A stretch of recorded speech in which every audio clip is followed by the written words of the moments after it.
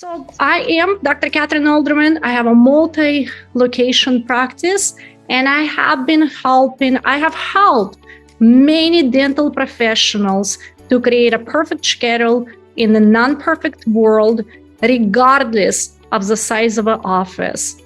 And today, I will share strategies with you. I will show you what you can do starting tomorrow to have a schedule that prioritizes well-being of a dentist, hygienist, dental assistants, your business team, and for everybody to have a better experience while they're at work, leaving that energy to live our best lives after we leave the office. And ultimately preventing a burnout that sometimes associated with being in a dental profession. So I will give you strategies. Before I give you strategies, I have a story for you. This presentation is approved by hygienists and dentists.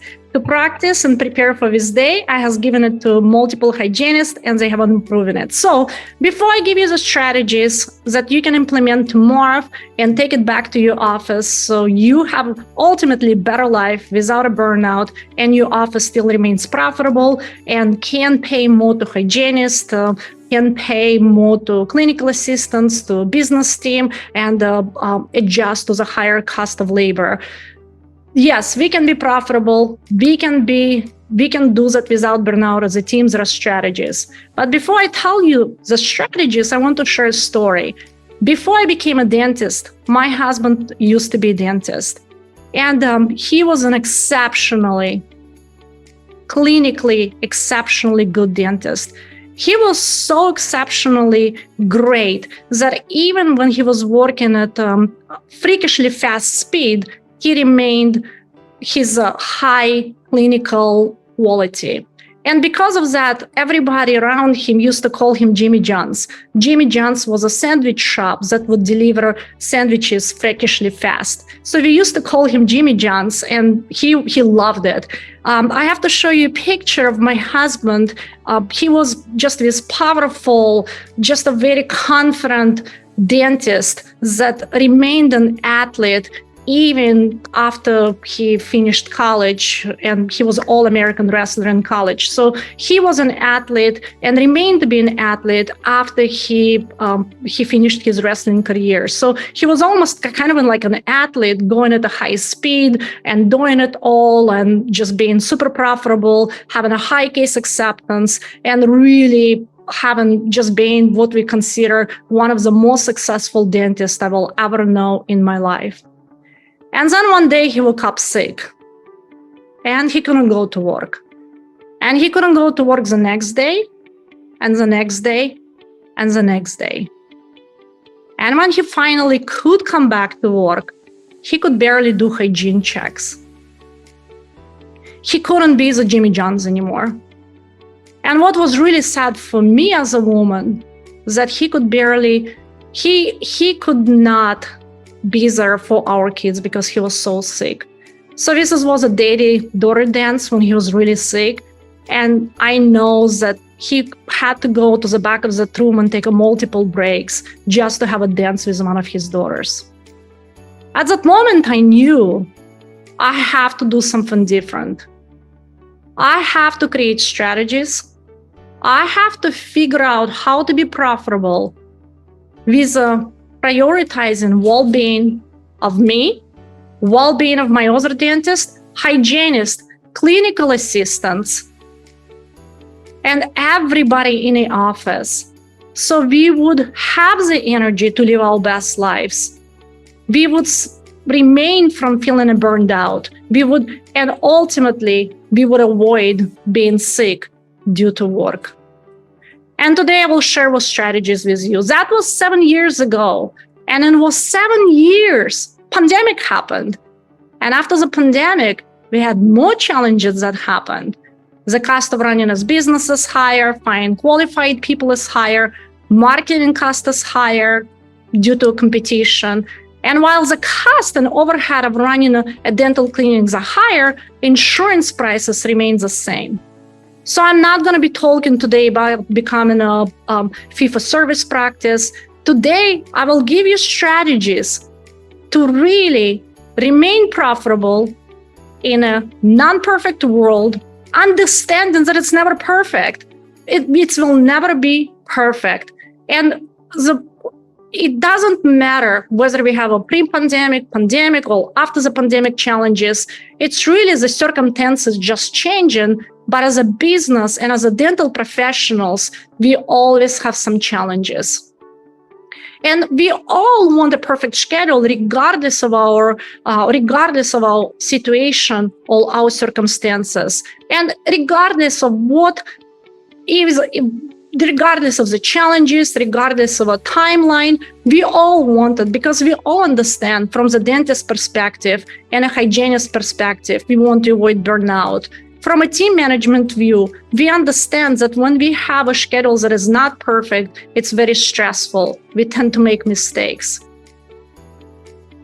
From a dental assistant view, we understand that we don't want to be exhausted at the end of the day, and we really want to maintain that energy after we leave the office. And also from the patient view, we understand that patients will accept treatment if they perceive us that we care about them.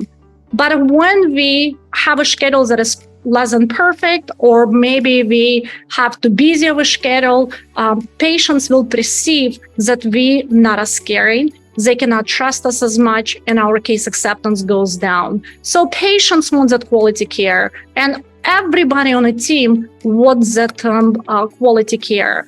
And today we're going to talk about creating that perfect schedule that we can basically please the patients, please the dentist, please administrative team, please a clinical team, and ultimately remain profitable. Is it possible?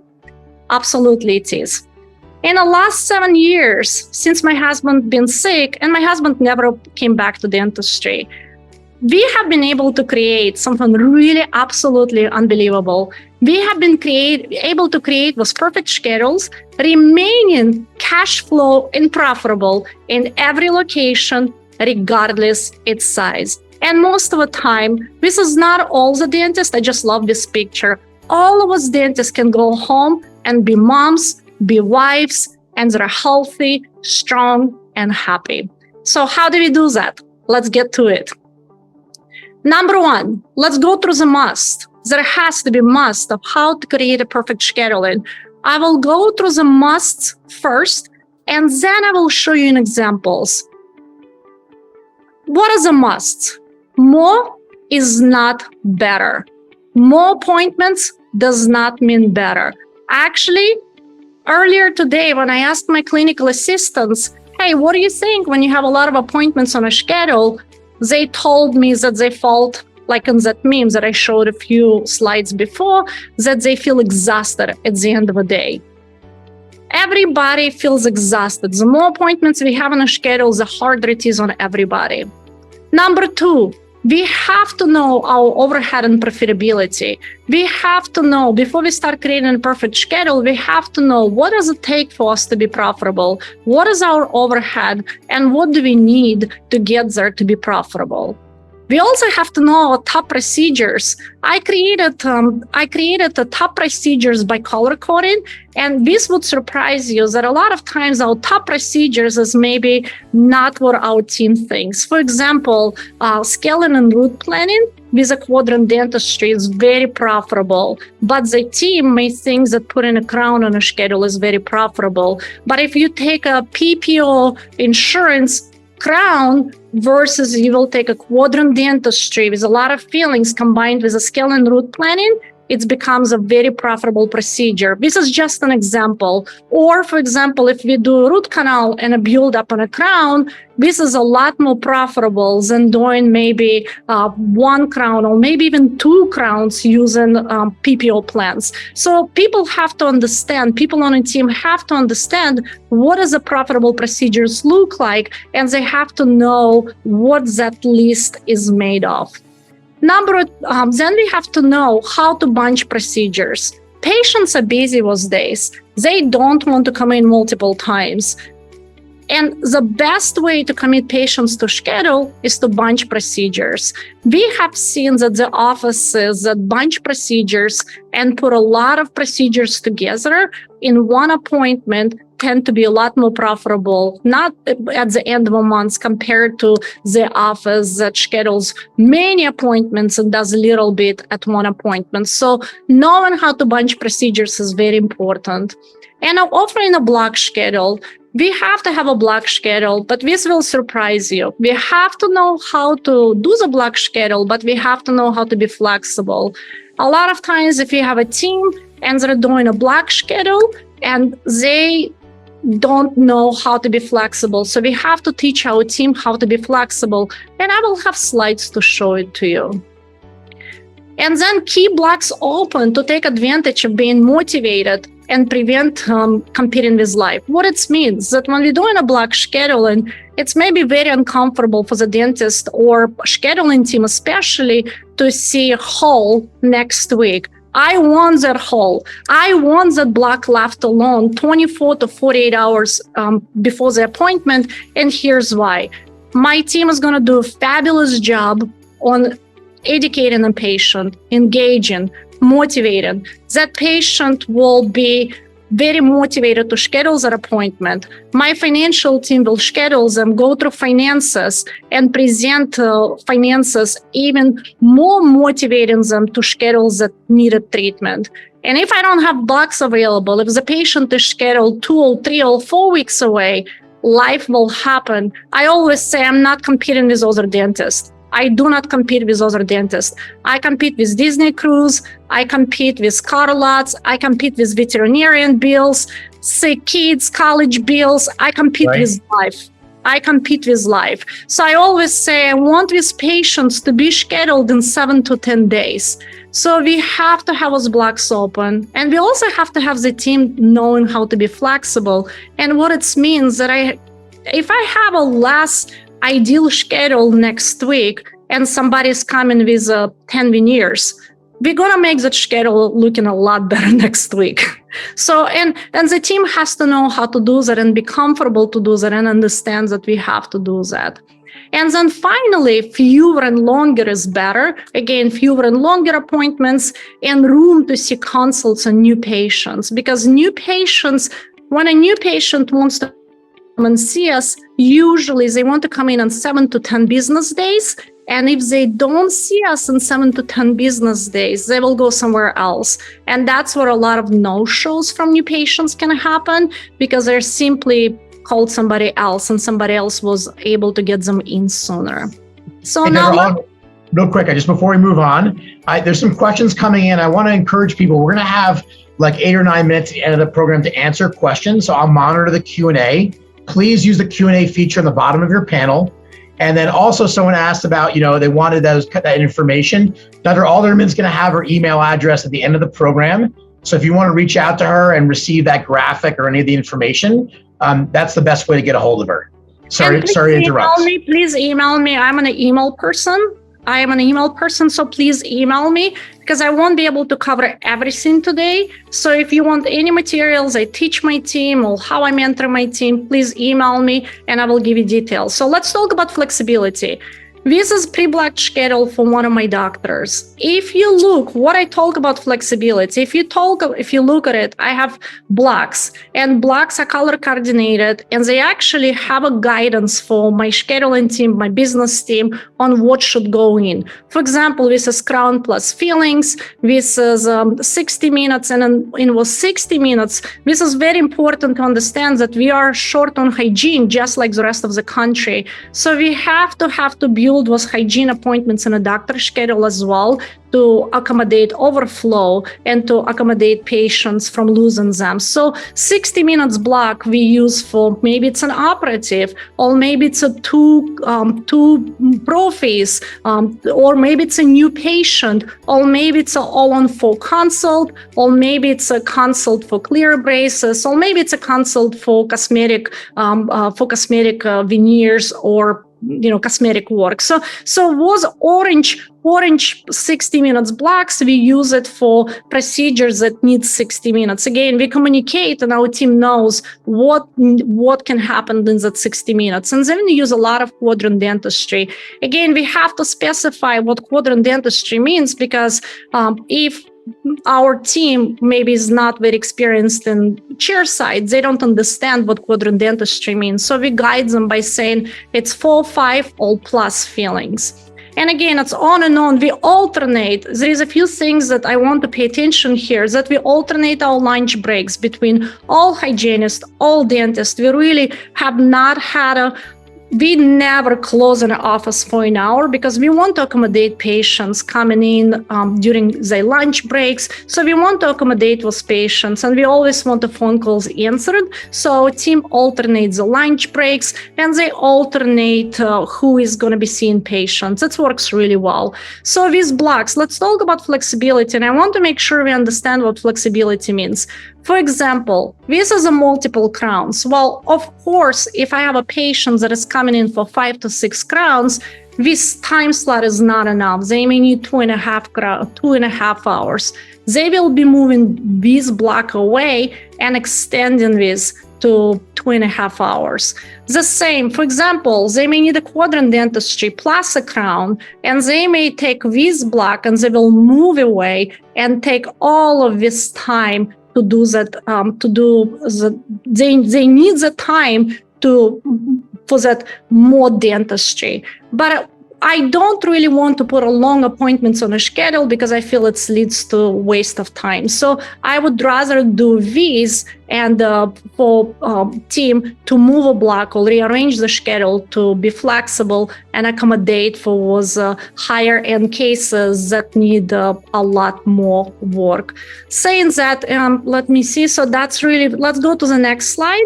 This is a slide I would like to bring. This is how it looks for one dentist and one hygienist. This is actually one of my most profitable offices. You will not believe it, but this is one of my most profitable offices. And I will explain why. You guys will see why later. I will explain why. But this is a really profitable dentist. She's really good about bunching appointments. She's really good about maximizing what goes on a schedule. Sometimes she has maybe 4 to 5 appointments on her side, and her hygienist always have a scale and route planning and a new patient in the morning, and then maybe recalls in the afternoon, and then she flips. There would be recalls and peri-maintenances in the morning, and then a new patient and a scale and route planning in the afternoon. The reason we want to do that, because if we just have hygienists doing profits all day, we're not going to be profitable. So they have to have enough time for new patients, to provide their education, engage patients, empower, and really help us to have that high case acceptance, so the new patients from her chair become patients in an operative column, accepting treatment and ready to do as much treatment as possible in one appointment. So this is a very profitable schedule. So this is a schedule where I have multiple providers. I always joke, if we have any more providers than that, I'm building another location, because it's really tough to have that many providers in the office. This is the maximum number of providers I would put in one office and one location. Any more, it becomes really noisy, really loud. And I still have days where I have more providers in one office, but we really try to limit those days. And again, when that happens and when we outgrow one location, we decide, okay, do we need to drop off some plans? Do we need to see fewer patients, or do we need to build a location? But this is really a schedule, again, of a providers that we have 2 dentists on this side, and then we have 3 hygienists. We can see all hygienists alternate the scale and route plan and new patients. And when we have kids, we just see kids. Seeing kids is actually very profitable if they see enough kids and if their appointment is maximized. So this is a hygiene schedule, and we ask hygienists not to break those blocks and follow those blocks. Again, because of a hygiene shortage, we may be short, and maybe some of the hygiene overflow will go into doctor columns, into orange appointments, and maybe we will accommodate 2 or even 3 cleanings, working with a clinical assistant to make sure we still remain that high quality of care, but we work with an assistant using Isolite and really trying to accommodate those hygiene patients. Again, flexibility is very important because it doesn't mean we will follow these exact blocks. This doctor may end up having 4 appointments on a schedule. This doctor may end up having 6 appointments on a schedule. But again, the goal is always keeping in mind, hey, well-being of a team, can we get through this day? Can we be profitable? And do we have enough time for hygiene checks? This is another schedule, and I want to talk about hygiene shortage because, again, this is a 2 doctors' office and 2 hygienists. That's not enough. We need more hygiene.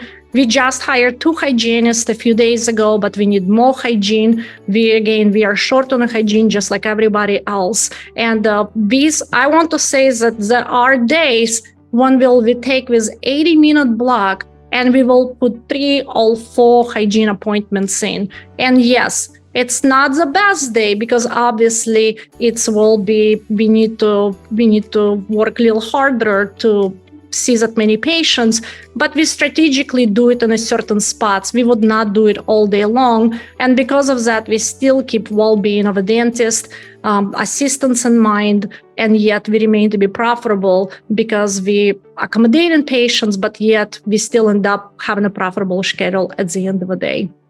And this is actually my schedule next week.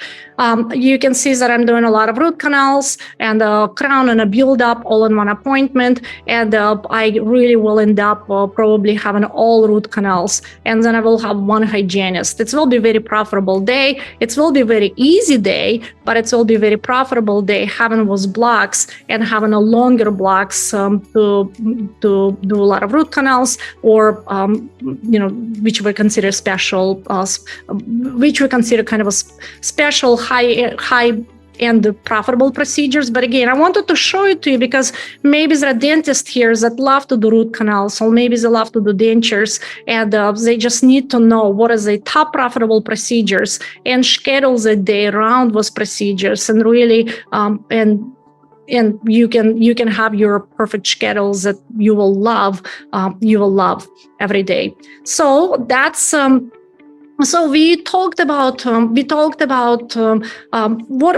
I just described is a quality over quantity approach. Because when we talk about quality of your schedule over quantity, and it's a quality of your schedule, when we start prioritizing quality over quantity approach, you actually will end up being profitable without burnout to the dentist and teams.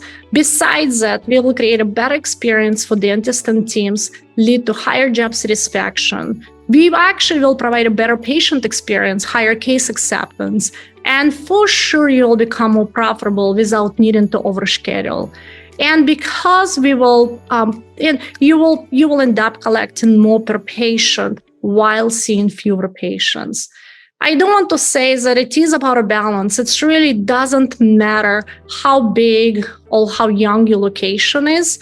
We have been using the same strategies in a startup that is maybe just I have a startups that are only about a year old. I have a startups that 2-year-old and 3-year-olds. I have offices that 10 years old and plus, and same strategies worked at every office regardless of its size. So it is about the balance. It's all about keeping those must-and checks and starting building new schedule around it. Before I go through the areas that we need to pay attention before you can create a perfect scheduling, I think Jim has a question for you. And I want to ask that question because really, we can't really say, we want to have a perfect schedule and let's create it. There is some supporting systems we have to realize have to be the top notch. And an example that I showed you of one single dentist with a 1 hygienist being the most profitable and being very profitable is a great example of that. So, Dr. Kathryn, do you want me to go ahead and push the case acceptance forward? Yeah, do that right now. I think it gives a moment. And it's great. We got questions coming in. And so we're going to put them in a parking lot. We've got about 20 minutes left of the presentation. And then Dr. Alderman is going to answer your questions. So keep them coming, please. So I just pushed the poll out. Again, you're totally anonymous. Your cameras are on. No one knows who you are doing this poll. I think candor is really important. And so please, we would love to get an understanding of what the audience responds to this question. And thank you for sharing those answers. Case acceptance is really, I always say case acceptance is like an art of communication. And once we have a high case acceptance, we really can start building that perfect schedule and pick and choose what we do and how we do it. So case acceptance is really important for the success of a practice. So we're about like a minute into this poll here. Dr. Kathryn, 44% of the audience says that their acceptance out of 100 patients is 76 or more, which is great. Great. 36% fall between 51 and 76%. 14% or less than 50 out of 100 would say yes. And then there's that group that they don't know. They either aren't measuring it or not sure how to measure it. Yeah, that's common. So now we know the importance of case acceptance. We took a moment, and let's what are the supporting systems that let's say we decided to make a perfect schedule, and we say, okay, starting tomorrow, if I want to create a perfect schedule. And yes, number one, we create a block scheduling, we start creating a block scheduling, and we're trying to design what is our ideal day looks like. But then we have to understand that the entire team needs to understand why. So we have to have the entire team involvement. If we have the entire team involvement, understanding how it's going to benefit them, it's a lot easier to get them on board. And we also have to know that they have to be flexible. They have to know the must, and they have to be flexible. And that's where you can email me, and I will share all the, I have actually 2-page checklists that they have to know how to create a perfect schedule. And then collections and accounts, it should be at a high, because if we don't have a high accounts, if we don't have a high collections and accounts receivables, it's really difficult to say, hey, I'm going to create a perfect profitable schedule. So it's very important to make sure that your collections and accounts receivables at its highest. And drop and roll, not low pain insurance plans. I know some dentists will ask, yes, when you get to the point where you have a high case acceptance, you have a high collection, your team is knowing how to make a perfect scheduling, and you have you may decide to draw up low pain insurance plans. And another thing, number 3, financial presentations with confidence. We can be fabulous educators in a clinical part. We can engage, inspire, motivate. But then if our patients go up front and the financial presentations are not given with the confidence, we will lose that case. That patient does not schedule a bigger case or commit to the treatment. So that's very important. And another one, preventing no-shows and last-minute cancellations. It has to be target under 2%. And the reason is, if we create that perfect schedule with 4 to 6 appointments per day, and if one patient no-shows, we are not profitable that day. We are negatives. So that's really important to understand that no-shows and last-minute cancellations have to be under control. And a high case acceptance as a team, congrats to everybody that has a high case acceptance. That's really great. That's really, I believe that high case acceptance is a success to actually create and allowing yourself to be the place when you can create a perfect schedule. And then another one, very important, organizing hygiene department to leverage the intelligence. Hygienists, I love you. And I always say hygienists are super intelligent. Their skills need to be used as a periotherapist and patient educators. I love working with my hygienist. I work with many other hygienists, and I love training hygienists to be an advanced therapist and for them to become my partner in educating patients, inspiring, engaging in their treatment, and for patients to say yes to treatment after they spend time with me and a hygienist. So leveraging hygiene department is very important because they're super smart. And then finally, what we have to do, we have to do 2 more things. Communication between clinical and a business team, what we call in passing over steps. This is a huge, I have seen the difference of 20 to 30,000 per month in the offices with a great communication versus not a great communication. What it means that we have to tell a patient how many appointments they need, and then we have to pass them over to financial team to make sure that transition is seamless and a communication is effective in making sure the patient has just absolutely smooth experience scheduling, discussing finances, and what we call a passing over steps. That way we have that patient in the office and talking about the next appointment, giving them the fee for the next appointment, and also start talking about preventing with no-shows and last-minute cancellations. We actually charge patients and let them know right away the value of keeping their appointment. So we start educating patients, and we're not shy at all to tell them about the value of his appointments, that the doctor will be working just with you, the hygienist will be working just with you. And because of that, we need to have that passing over steps to communicate the cost, to communicate number of appointments, to schedule, and to talk about no-show and a cancellation, and actually charging to reserve that appointment. And finally, onboarding, initial and continuous training of business teams.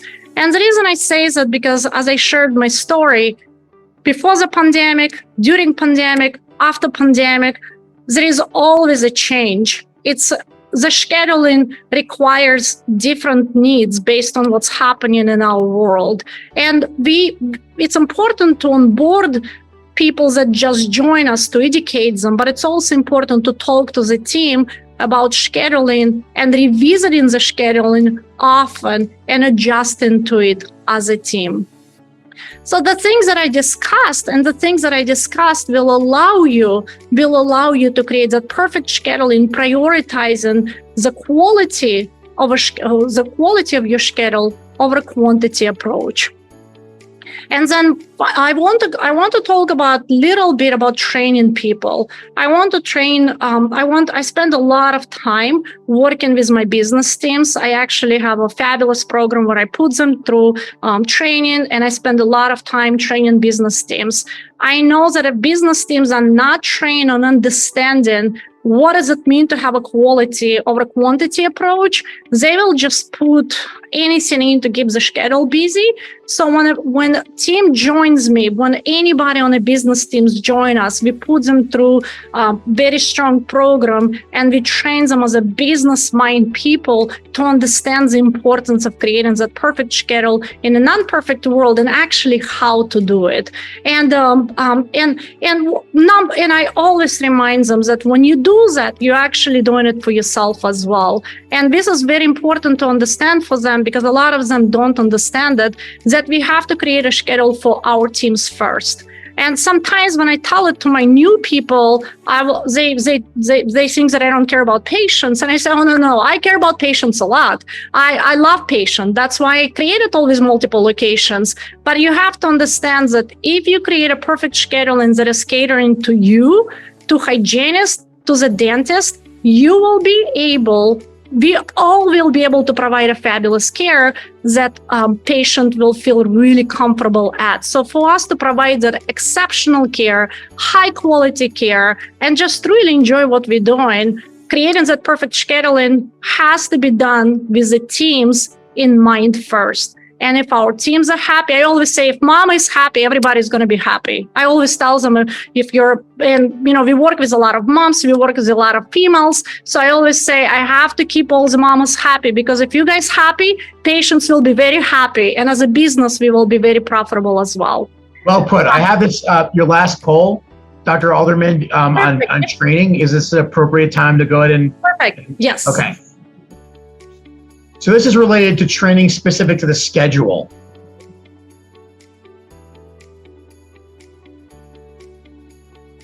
And hopefully it launched on your end here. And if you want to keep going, I'll let it sit out there for about a minute. I don't want to interrupt you.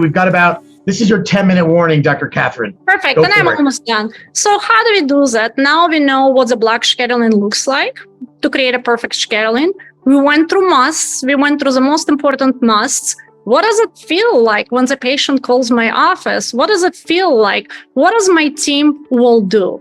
Number one, obviously we have to have a block scheduling completed, and we do it a year ahead. And the business has to get a new patient or anybody with a higher end, the profitable procedures in a 7 to 10 days. Sometimes it's 2 weeks, but they have to get it. They have to understand the urgency of keeping those blocks open so we can get profitable procedures in.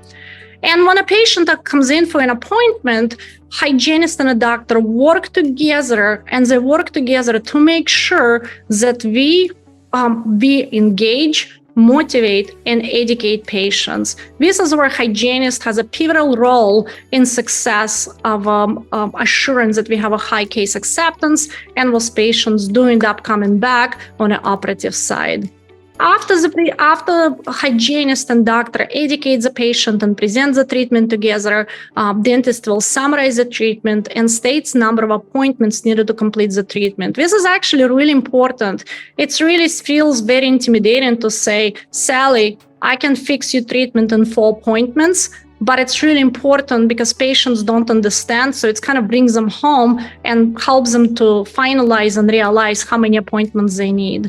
And this is where the passing over happens. Now, hygienist or dental assistant will take that patient up front and they will complete financial arrangements. As they will go through the financial arrangements, they will schedule all of the appointments, and the financial team will be flexible with blocks because, again, flexibility is very important. We want to schedule while the motivation is high. We do ask to prepay, to reserve a bigger appointments, and then we have an appointment card that has that message, and we verbally say it as well, because it's a lot easier to tell a patient right there than to tell them when they're trying to call and cancel. And well put.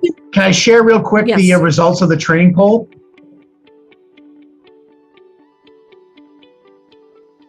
Great job. Continually training is offered. But we have, this is the one that's kind of a surprise when we were putting this together. 36% of the audience said they never train on the schedule in the office. So that's the biggest constituency here. 31% said when they start the practice, 20% continual, and about 36% said never. Yeah, the best is to have it continual because, again, things change. There is always a challenge.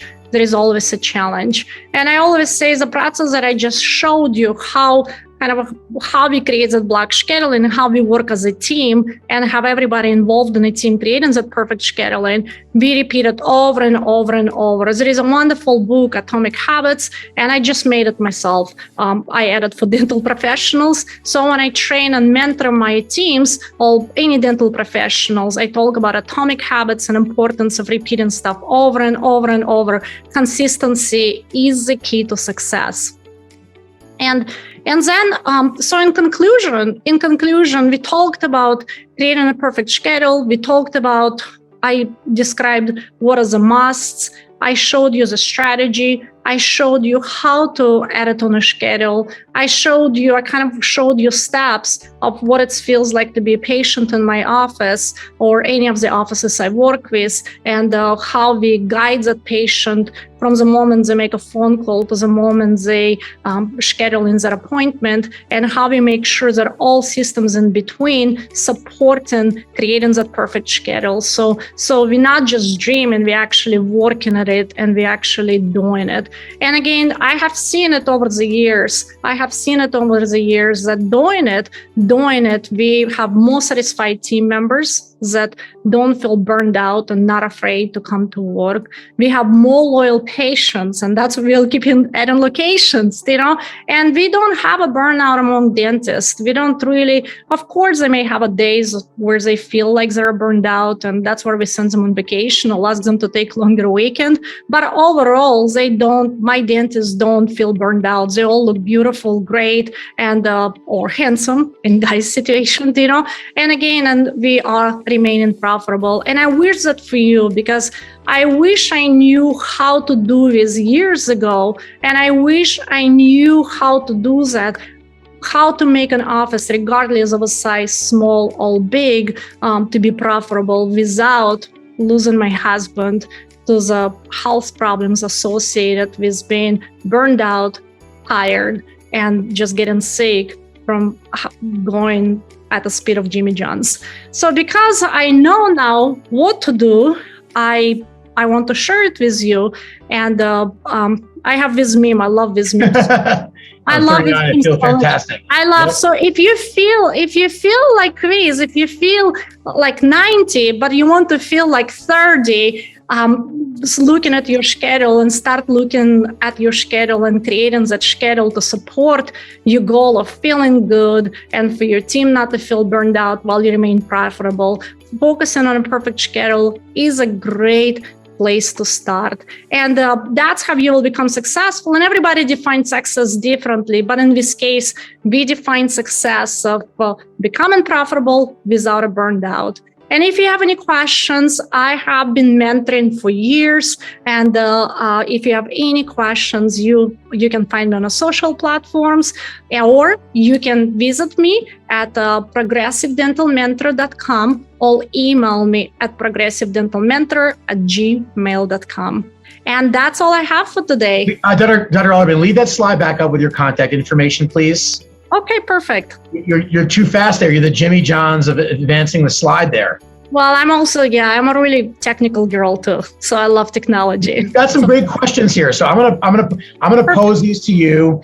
And then I want to encourage everybody, to ask your questions here. And I know you want that CE code. Okay. I'm going to give that to you, but let's make sure we answer these questions first. So from Chung in our audience, I've been open for about 7 months.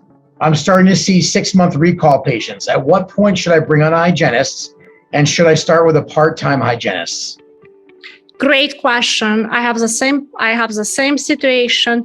And what you should do, you should start scheduling with 6 months recall in a hygiene column. So you should start scheduling with 6 months recalls. You can choose Monday or Wednesday, and you can start scheduling all with recall patients, but please still keep a block for a new patient or maybe skeleton root planning, so your hygienist will have those blocks built in. And then you can bring a hygienist. You can bring a hygienist as soon as you see that your schedule is predominantly becoming a hygiene.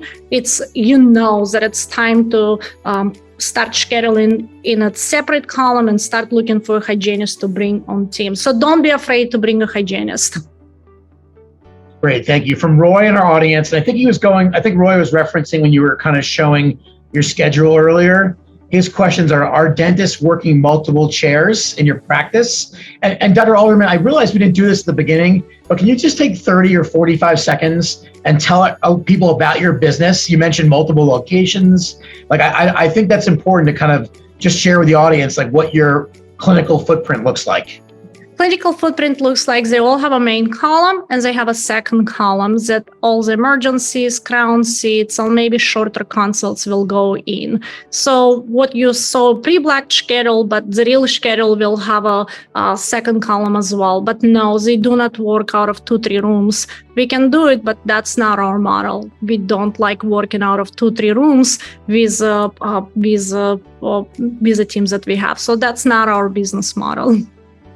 So I know you're very humble, but tell everyone what your business looks like, just so they get an understanding of when you talk about these different locations. I think it's important.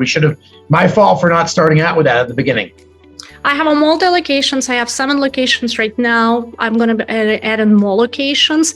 And some of the locations have maybe 1 doctor or 2 doctors, or even sometimes 3 doctors. But all the locations are very busy, and we really have a high case acceptance, and we really have to limit how many new patients we see at this point, just because of high quality care that they provide. But again, that's really in a nutshell. And all the locations are startups. Every single location was designed there was no patients on a day before we opened the doors. From the ground up, totally get it. Okay, a couple more questions and then we'll get to the code. From Tabitha, do the new patient appointments need to be scheduled hygiene, especially if it's been several years since they've seen a dentist? Absolutely. For us, absolutely. And so, because of a hygiene shortage, our dentists see new patients as well, but every single doctor that I work with will agree that they want a hygienist to see that new patient first. But again, if we don't have availability on a schedule, we don't want the patient to wait for a hygienist. So we will schedule them with a doctor in that 1 hour slot, 1 hour appointment, and that patient will see doctor doctor during that time. And sometimes we may even bring that patient for an emergency care first if we feel that the patient has not been in a long time and there is an emergency priority. We may bring them for an emergency care first. So there, again, it's about being flexible and understanding that we have to be flexible, and most importantly, we have to get patient in 7 to 10 days. And if we cannot accommodate it in one location, we will send them to another location. Thank you. This is a good question. I mean, if there's one pearl or one change that a practice can make that they can implement tomorrow that they take away from your program today, what would you recommend is that, that one change or one thing they would implement? Number one, I would say talk to your team. I would actually sit down with my team and say, hey, I've been to this presentation on creating a perfect scheduling, and it makes so much sense. Does anybody feel tired? And get a team engaged and saying, hey, can we create a perfect schedule together? That's one thing I would do. I would always go to my team, and actually my team helped me to create the perfect schedule, and my team always helps me to modify it and talk about it. So I would actually, the best thing I would do, go back to my team and say, hey, does anybody feel as tired as I am? Can we do it? Well put. And that's what I did. That's what I did. When my husband got sick, I went back to my assistant and said, hey, I feel tired. I feel overwhelmed. And she said, you're not alone, me too. I love you, but God, every day I want to leave you and not to come back to you. Because I was also working at Jimmy John's speed, not as fast as my husband was, but I used to work out of 3-4 rooms doing multiple hygiene checks. So I used to do that. So when my husband got really, really sick, I thought, number one, now I have to take care of kids, always multi-locations, and I just can't keep doing it. I just have to stop. So that's what I did. My pearl is I took my best clinical assistant and I said, help me out. And she said, and it's felt like she went through, it felt like the curtains went down. And she said, you do need help.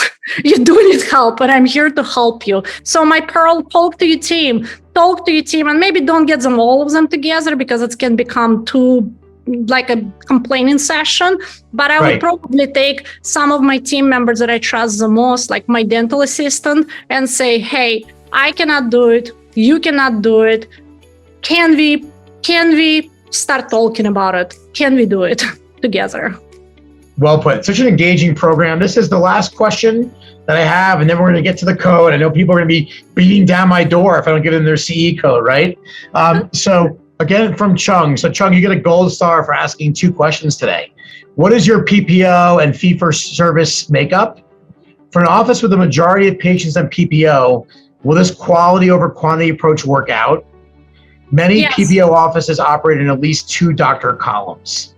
Yes, all of the offices accept PPO, but we don't accept every single PPO. So we accept, obviously you have to decide which low plans you have to drop, or which plans make no sense, including Medicaid, including low insurance plans. So we keep nice insurance plans. We do live in Nebraska, the offices in Nebraska. So we don't have HMOs, we only have PPOs, and the PPO plans that we accept, they're not the greatest. Of course, I would say we're about 70-30, 75-25, depending on location and depending where location, which part of a town is it. So, but it's still a lot of insurances. We do have a membership plan. We do have self-pay patients, but yes, you can do it with the PPO insurances. You do have to have the right PPO plan.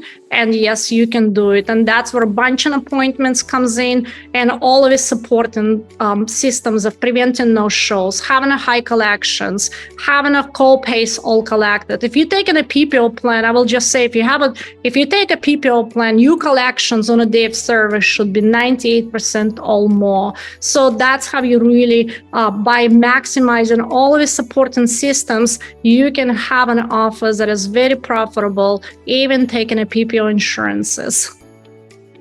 Excellent. Well, thank you for such an engaging program. I know you can't see your audience. They're out there. It's not just a black box. We had Thank great you so participation tonight. Yeah, thank you. My And, pleasure. And thank you so much for inviting me. And just thank you for working with me, Jim. And thank you for inviting. And just thank you for giving us the opportunity to share with the world so people can have better lives and maybe, have a healthier lives and stay healthy.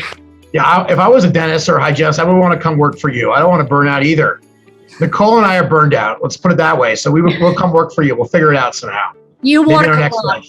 You work a lot. All right, so Yes, you work a lot. And my boss isn't here to hear that. Okay, I want to thank everyone for coming out. Dr. Kathryn Alderman, this is a great program.